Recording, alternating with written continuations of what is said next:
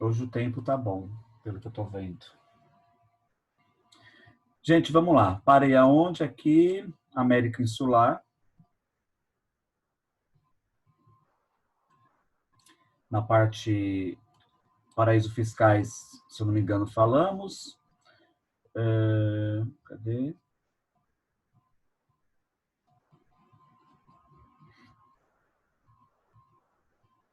Vamos terminar esses dois módulos aqui. Esse módulo aqui, eu parei aqui nos paraísos fiscais, já expliquei os paraísos fiscais, que é algo ilegal, mas existe.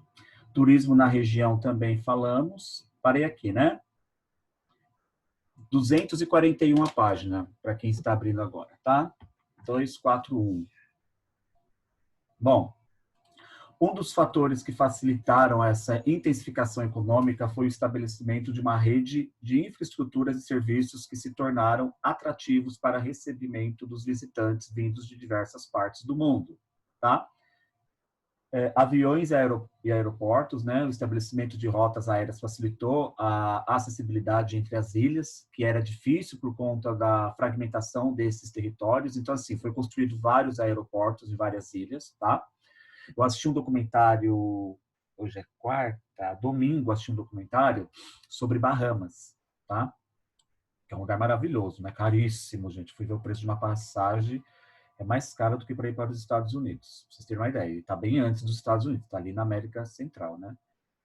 Mas é outro mundo, né? Mostrei para vocês as imagens ali, mas é uma ilha, né? Bahamas, mas lá tem aeroporto, né? Só vai mesmo quem tem um alto padrão financeiro aí, que não é pelo menos o meu caso ainda, né? Um dia ficarei rico. Né? Quando meu pai aparecer verdadeiro aí, sei lá, né? Falando, né? Meus pais chegarem e falar, você foi adotado, sua família é riquíssima, essa família biológica, falar, né? Vamos lá, vamos aproveitar. Tô brincando, gente. Mas Seja sonhador. Né? Sonhar não faz mal. Só deixa a gente mais iludido, né? Gente, então os aviões, estou brincando, tá? Aviões e aeroportos, então teve um investimento aí para aquela região ser rica no turismo, né? Que não adianta as praias serem belas, bonitas, e você não ter acesso a elas, eu não conseguir chegar com facilidade, né? Às vezes não compensa a viagem se não tiver essa facilidade, né? Rede hoteleira, né? Investimentos, né? Incentivos no setor de construção permitiram à região do Caribe, né? Caribenha, o estabelecimento de uma rede de hotéis, criando assim infraestruturas de hospedagens atrativas e visitação turísticas, muitas vezes com apartamentos de luxo. Normalmente, quem investiu nessas ilhas, né, não são as pessoas das próprias ilhas ali, né, do Caribe. São investidores americanos, né, até mesmo brasileiros que investem ali. Eu fui para uma região chamada Morro de São Paulo, que fica aqui na Bahia, no Nordeste brasileiro, especificamente na Bahia, né? E lá tem muitas pousadas, que é um lugar muito bonito, né? Deixa eu jogar aqui para vocês darem uma olhada. Morro de São Paulo, Bahia. É um lugar muito bonito, né? Mas lá as pousadas, quem é dono das pousadas de lá? Argentinos, praticamente. Boa parte das pousadas que tem lá, ó, são argentinos. É uma ilha que fica na Bahia. Olha que coisa linda essa aqui, ó. Ai, gente, tão lindo isso aqui. Aí quando a maré tá alta, tampa essa ilha. Aí fica uma ilha minúscula isolada, porque sobe a maré, né? Aí fica isolada. Mas dá para andar tranquilamente aqui. Saudade das minhas viagens. Ah, tem a... Esqueci o nome disso aqui, é tirolesa? É, Camila, vocês que conhecem? Eu acho que é tirolesa. Tirolesa. Eu não fui, mas eu subi aqui no topo, onde o pessoal ia. A única tirolesa que eu fui foi quando a gente foi na Chácara Encantada que teve uma. Não, eu não vou, eu tenho medo. Deus me livre. Ah, é tirolesa aqui mesmo, ó. Tirolesa. Né? Então, assim, é um Eu lugar ia. turístico, né? E boa parte dos donos das pousadas são argentinos, né? Os estrangeiros investem bastante, né? Rotas de cruzeiros, cruzeiro eu nunca fiz, tenho vontade, mas eu nunca fiz. Eu acho que eu ficaria mais à vontade no cruzeiro do que numa viagem de avião. mas as rotas dos cruzeiros, né, as grandes embarcações turísticas também permitiam o desenvolvimento de atividades turísticas na região caribenha, tá? Com rotas de parada aí. Outras redes de serviços, né, em conjunto com demais infraestruturas, a rede de restaurantes, jogos, né, e outros serviços ligados a atividades turísticas. Bom, o Caribe, vamos lá, 90% aí é o turismo. Né? O turismo é bem forte ali, né? Por serem ilhas e não terem como o principal produtos agrícolas, né, para exportação, algum produto, né, algum minério ali não tem, porque é uma ilha, né, muito difícil ter, então o investimento ali para o turismo é essencial, tá? Os impactos das atividades turísticas na América Central. Vamos ver os impactos aí na América Central. Nosso aeroporto, eu já vi esse avião aqui, gente, pousando. São Martinho, no Caribe. Esse aeroporto aqui, esse avião muito baixo, ele passa em cima da praia mesmo aqui, ó. Se você tiver com a apostila. Ah, professor, eu já assisti um vídeo falando sobre esse aeroporto, aquele atrás da praia. E Isso, aí, na hora que o avião vai pousando, tem pessoa que até tira foto fingindo que tá tocando assim no avião. isso. Ah, é uma sensação horrível, né? Tem, acho que tem aqui, deixa eu ver. Aeroporto Princesa Juliana. Deixa eu ver se eu tenho aqui. Ah, eu já vi que, tipo, faz mó ventão quando o avião tá vindo. Isso mesmo. É esse grandão azul aí. Tem umas. Deixa eu ver se tem. Aqui, ó. Deixa eu pegar esse aqui. É que esse aqui acho que tá chegando. Deixa eu ver se ele está chegando ou tá indo. Saindo. Peraí, que essas propagandas é um saco, né, gente? Não, acho que esse aqui ele vai. Ele está se preparando para voar. Mas, ó, bem pertinho da praia. Olha o tamanho desse avião, gente.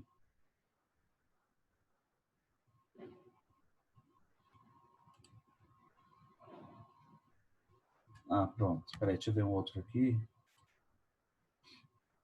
Acho que é esse aqui, ó. Ele chegando. Ó, esse. Vocês viram aí. Tem vários, né?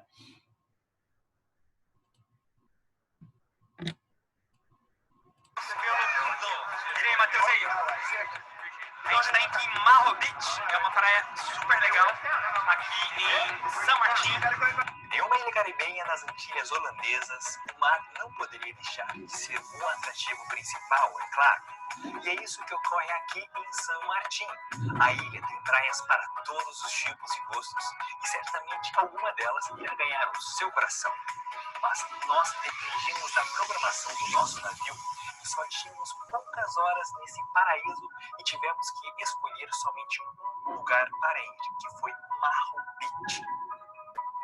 Vejam só que aqui desse lado tem o aeroporto e desse aqui tem a praia. O que eu quero dizer é que assim, essa praia é muito visitada por conta que quando os aviões decolam, vai uma força de vento, né, uma propulsão de ar, leva todo mundo.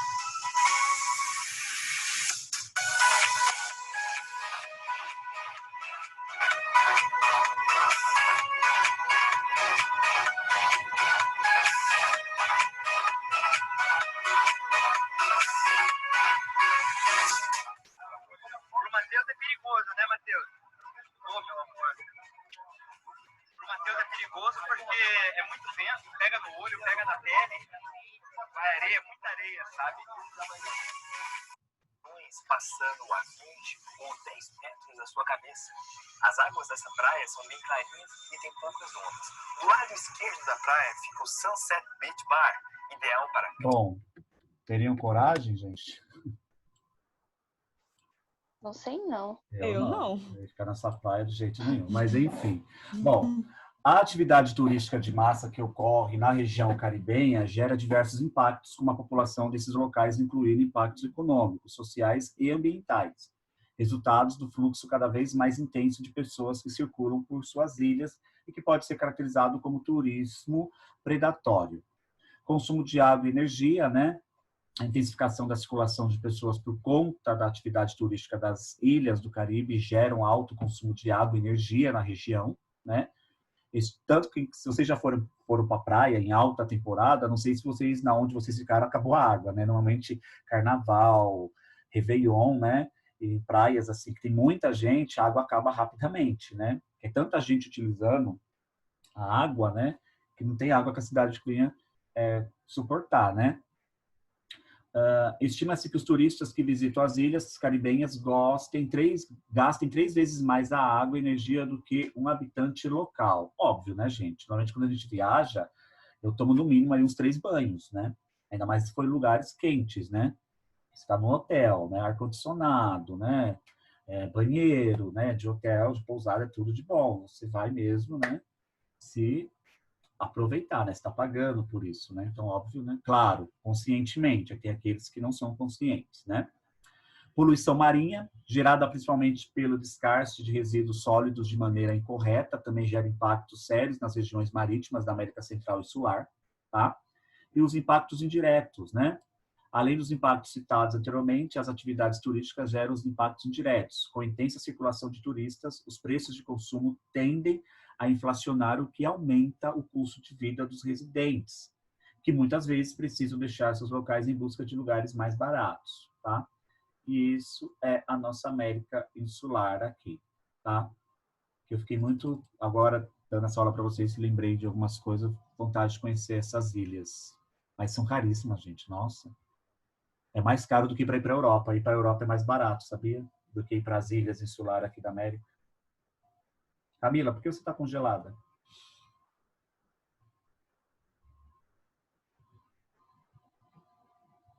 A Camila congelou. Oi, professor. Você estava congelada. Ah, tá. Mas volta. Gente, o que eu quero de vocês, antes de começar outro módulo. Hoje é quarta-feira, é o dia de eu postar a atividade, né? Então, vamos lá. Módulo 43. Fragilidades territoriais insulares, tá? E o módulo 44 é o outro. Vocês vão fazer para a semana que vem, aí eu começo outro módulo, 44 e 45.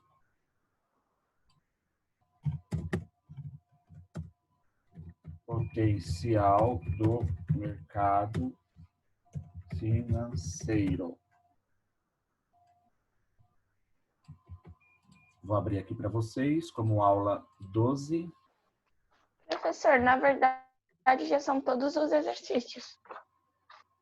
Ainda tem mais um módulo, se eu não me engano, que eu vou falar agora, Camila. Se eu não me engano.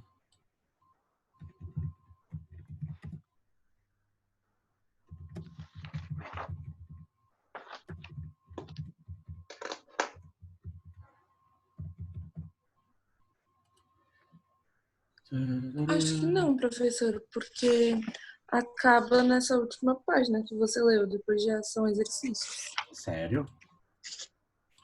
Aí é o exercício do módulo 43 e o outro 44 e 45. Nossa, então eu vi outra coisa na minha apostila. Então, peraí. Deixa eu só abrir aqui. Aula 13. Que bom. Então a gente começa a apostila nova, então. Tudo para domingo, tá? É domingo à noite, porque eu faço correção na segunda.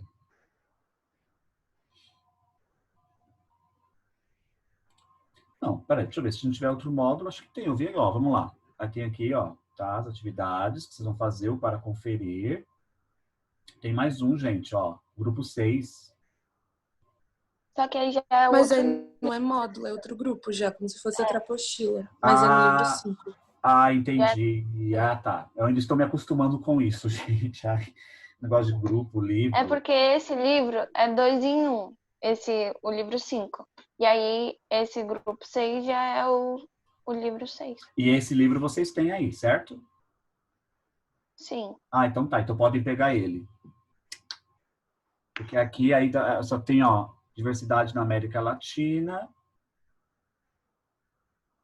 e economia e cidade na América Latina. Aí termina. Professor, olha aqui na minha tela.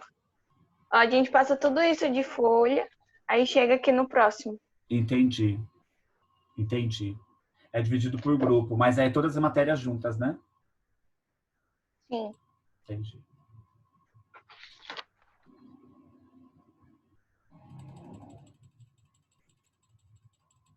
Então vamos lá, gente. Então as atividades ficam para a semana que vem, já abri aí na aula. Abri na aula certa, né? Abri.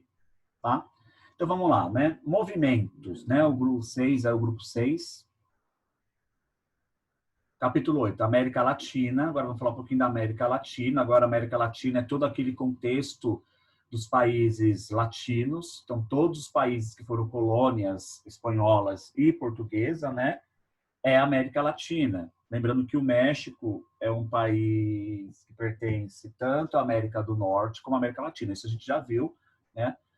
Meses atrás, né? A divisão física do continente americano, tá? Então, vamos lá. Página 438 do livro 6. Diversidade da América Latina. A região do continente americano, que se estende desde o México até a sua extremidade mais austral, na Terra do Fogo, que é a região da Argentina, né? Perto já um pouquinho da Antártica, né? Apresenta grandes diferenças geográficas e históricas. No entanto, toda a região guarda algumas características em comum, que se relacionam com a história da colonização da América Latina. Os territórios dos atuais países latinos foram predominantemente colônias de exploração de países de línguas latinas, principalmente de Espanha, da Espanha e Portugal, e em menor escala da França. Foi algumas regiões ali, como Haiti, como a Guiana Francesa, né? Esse aspecto, além da herança linguística, deixou marcas no contexto histórico, geográfico, social na região, tá? Então, isso aqui é um pouquinho de história, né? Que vocês já devem ter tido os primeiros contatos aí da colonização, quem colonizou a América, né? A América foi colonizada por 5 países europeus, né? Portugueses, espanhóis, ingleses, franceses e holandeses, tá? Ingleses, espanhóis e portugueses foram mais. Franceses e holandeses um pouco menos, mas tem aí ainda o idioma presente no continente, né? Na região de Suriname, fala, por exemplo, holandês. Um holandês com sotaque, né? Crioulo, que é um idioma vindo dos descendentes africanos, né? Afrodescendentes que moram ali nas Guianas e na região de Suriname, tá? Identidade latino-americana. A identidade latino-americana concentra-se em construção desde o processo de independência dos territórios espanhóis e portugueses. Essa identidade pauta, sim, uma unidade que agrupe social, cultural e economicamente os povos constituídos nessa região. O Brasil distingue-se dos demais países latino-americanos nesse sentido, o que pode ter como causas a questão linguística, no caso do Brasil, né? Apesar de a língua espanhola e a língua portuguesa serem bastante semelhantes, elas apresentam também grandes diferenças. O isolamento continental brasileiro, outras questões sociais não permitiram em nosso território uma cultura de aprendizado de línguas espanholas. Chato, né, gente? Porque a gente, assim, todos os países em volta do Brasil falam espanhol. Era natural que o Brasil também falasse espanhol. Se vocês percebessem, era que o Brasil ser um país bilíngue, né? Mas o atraso do Brasil, né? Hablasse espanhol. Era para e a mesma coisa os países vizinhos, né? Falarem português, não português de Portugal, mas português de Brasil, que não tem o sotaque português, né? Meio chato isso, né? Mas se tivessem formas, né, diplomáticas para poder fazer isso, seria bem melhor, né? Porque a gente tem vizinhos, imagina intercâmbios, fazer intercâmbios mais em conta, né? A gente morar durante uns 2 meses na Argentina ou no Chile, né? A mesma coisa eles aqui no Brasil, para ter essa troca de cultura. Se eu fosse presidente do Brasil um dia, quem sabe eu me candidato futuramente, eu vou fazer o meu projeto, um dos meus projetos vai ser esse, né? A mistura linguística cultural, né, da América Latina, gente, né? Olha tantos países que temos aqui vizinhos aqui um do outro, né? Incrível, mas enfim, tá? Outras causas aí, né? Os países americanos aí, o Brasil, né? As referências culturais hegemônicas, né? A proximidade política e econômica dos Estados Unidos resulta em grande influência estadunidense nas culturas locais da América Latina. Esse processo dificulta a consolidação de uma identidade latino-americana. Então, quer dizer o quê? A presença dos Estados Unidos no continente americano é tão forte que acaba impedindo esses países, né, de ter uma identidade própria. Porque tudo é americano, né? Se você for comparar o Brasil e os Estados Unidos, a gente é uma cópia americana. não só o Brasil, mas qualquer outro país da América Latina, né? Que tem principalmente contato direto com os Estados Unidos, né? A influência estadunidense na América Latina é muito forte, né? Tanto que nós, né, escolhemos a língua estrangeira oficial aí para poder estudar, né? Ter como segunda língua o inglês, que a gente aprende nas escolas, né? Só tem escola de idiomas aqui do inglês, né? Que eu acho fantástico, legal, mas ao mesmo tempo eu não vejo muito resultado, dependendo, né? Não sei vocês, mas assim, né? Nós é uma língua que, se comparar o inglês que os europeus aprendem, né, é bem diferente do nosso, né? Se você vai para a Europa, qualquer país europeu, se você se comunicar em inglês, eles vão falar inglês com você fluentemente, né? Porque realmente lá eles têm o inglês como segunda opção. Isso na Espanha, em Portugal, na Alemanha, na Itália, né? Na Polônia, na Rússia, né? Agora, o Brasil, nosso inglês é o básico, né? Do básico, não é realmente o inglês, né? Para a gente ter aquela fluência, né? Enfim, só fala mesmo fluente quem faz um curso à parte ou até vai morar fora. Falar mesmo tem que fazer intercâmbio, tem que morar fora para poder treinar bastante. Não adianta ficar treinando, ou ter alguém aqui que fale fluentemente no país, né? Para você ir treinando também diariamente, né? Mas fora isso, não tem como. Espera aí que alguém mandou mensagem no chat. Raul Ariu. O que é Raul Ariu. Você quis É o escrever... nosso inglês básico. Raul. Ai, my God. Oh. As particularidades históricas do processo de ocupação por colonização portuguesa também foram determinantes, né? Bom, essa foto aqui, construção da identidade latino-americana ainda está ocorrendo. Que absurdo, né? Essa foto aqui é da onde? Não fala. Queria saber onde é. Se é no México? Acho que no Brasil não é. O estilo aqui de roupa. Na Bahia tem, né, as alas das baianas, né, umas roupas assim, mas é mais pro branco. Aqui não fala onde é. Fiquei curioso. Diversidade Diversidade desde suas origens. Não é apenas atualmente que a região da América Latina apresenta diversidade cultural. Mesmo antes da chegada dos europeus ao continente, a América Latina já era um território ocupado por civilizações com diferentes características, organizações e estruturas sociais entre si, né? Fora os povos indígenas que estavam aqui, né? Em todo o continente, tínhamos também 3 civilizações, né? Que eram os incas, maias e os astecas. Vocês já tiveram contato com eles aí em algum momento em história, né? Embora o termo utilizado pelos europeus para designar os povos originários do continente seja genérico, índios, esses povos apresentavam grandes diferenças, uma vez que eram de diferentes grupos étnicos. Quer dizer, os indígenas, eles não eram considerados civilizações, né? Porque eles não tinham lugares fixos, eles eram nômades. E entre eles mesmo, né? Eles não eram somente um povo único, tinha várias etnias, né, várias tribos dentro desses povos, né? Fora os incas, maias e astecas, tinham os povos indígenas, mas dentro dos povos indígenas, várias tribos, né, centenas, né? Tanto os indígenas do norte como do sul, e os indígenas também da América Central, tá? Grupos étnicos da América Espanhola, temos aqui os incas, né?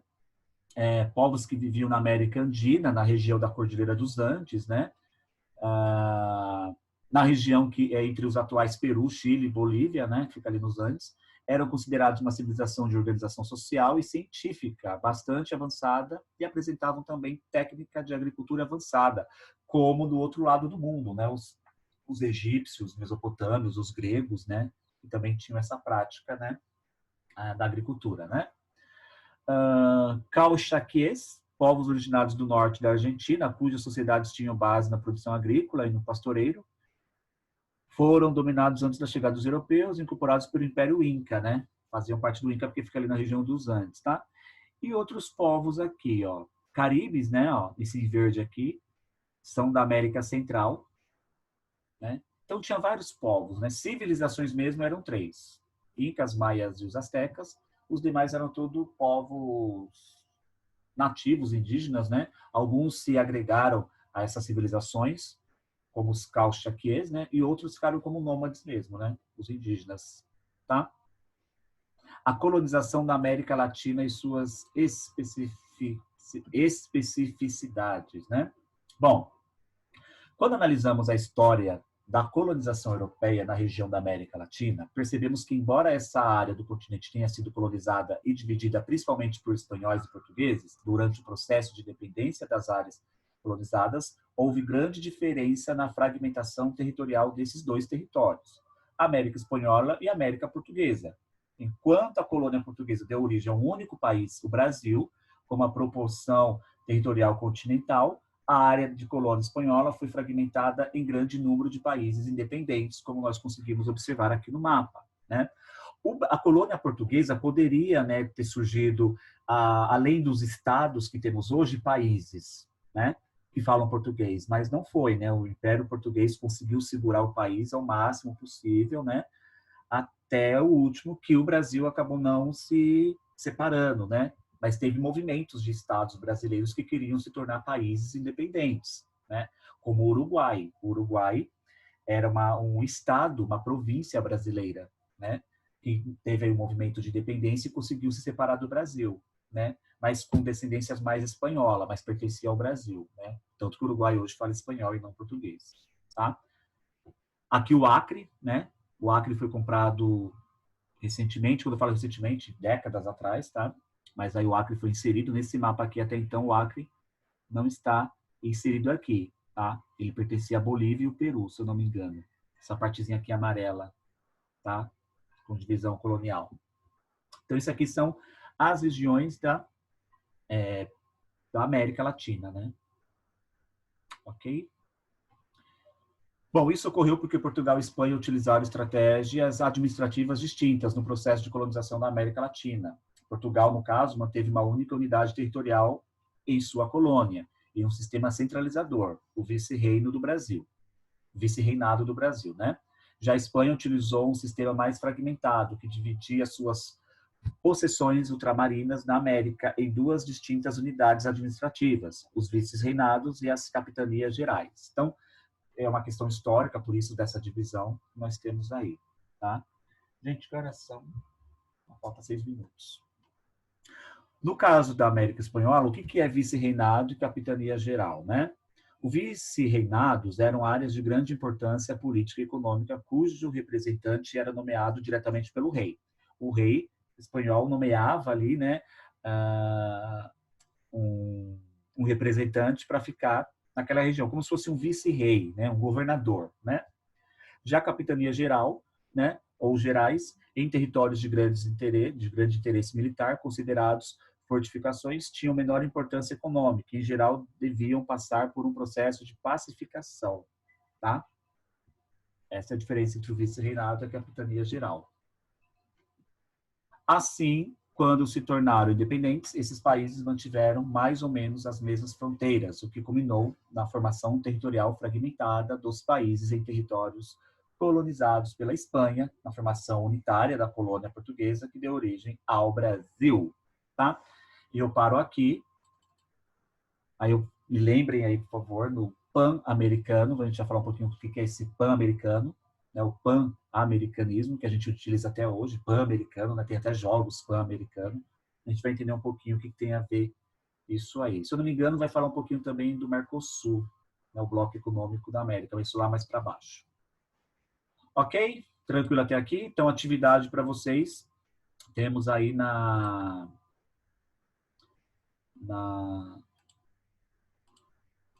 aula. Camila tá aí, né? Cléo tá aí? Tá, acho que tá. Duda? Tá. Duda também. Tudo. Guilherme tá aí que eu ouvi ele falando. Júlia? Oi. Tudo bem, Júlia? Aham. Luiz? Luiz eu não vi entrando. Deixa eu ver se o Luiz está, pro. Maria Ele Clara? tá, professor. Responde aí, Luiz. Maria Clara tá aí? Presente. Mari tá aí? O Luiz está aqui, mas a gente não sabe se ele está na chamada. Ele falou presente. Ele falou presente Então, no chat, eu vi também. Então tá todo então mundo. está. Ok. Chamada para todos, tá? Não esqueçam de enviar as atividades, tá? Aula 12 e 13, eu já tinha aberto aqui. Assim que vocês me enviarem, eu já coloco o okzinho aqui. Lembrando que isso aqui é contado para o segundo bimestre. Pessoal, pesquisa insular nota de trabalho. Então, assim, quem não me enviou, por favor, ó. E olha que Eu enviei. Gente, olha que eu cobrei. Não, mas olha que eu cobrei na segunda e só mais 2 me enviaram, o Luiz e a Mari. E os demais, a gente vai ficar pendente aqui, eu vou dar 0. Eu vou enviar, já dei a nota lá para Camila e para Maria Clara, tá? Daqui a pouco eu vou avaliar do Luiz e da Mari e já passo a nota aí para vocês também. Isso aqui é nota de trabalho, tá? Ok? Que eu vou somar com alguns quiz aí. Então, quem está me devendo isso aqui, gente, né? Não é atividade comum, é uma nota de trabalho. Então, vocês precisam fazer muito bem, que vale de 0 a 10. Eu vou somar e dividir por tudo ali. Ok?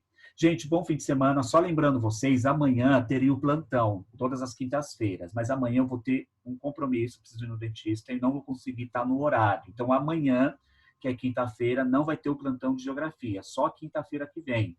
Então, nem vou mandar nada hoje, né? Tipo, nem um lembrete, nem o link, tá? Porque não vai ter amanhã, eu não vou estar em casa e mesmo pelo celular na rua, não tem como eu tirar dúvidas na rua, né, gente?